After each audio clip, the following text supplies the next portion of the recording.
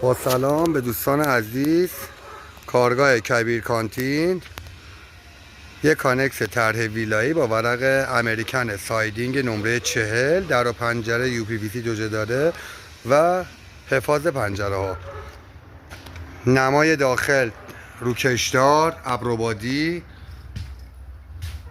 تخت کف کاسپیان، 16 میل، چراغ ها تمام LED و مینیاتوری داخلش. کفوش هم که طرحدار پشت نمد هستش. عایقشون هم پشم سنگ بودش.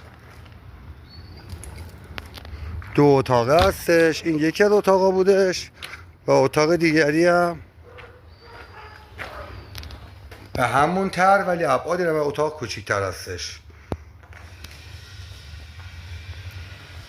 لحاظ متریال فوق العاده عالی هستش. دور کلاف تیراهن، ورق سایدینگش هم نمره 40، پرریزی کف 36 سان و وسط دور کلافش هم یه شاسی تیراهن 14 دیگه.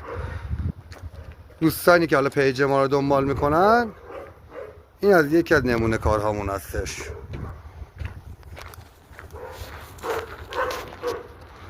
این برای که دوستان خوبمون هستش. آقای مهندس برای گل پایگان میخوام ببرن، ان شاءالله به خوشی استفاده کنن.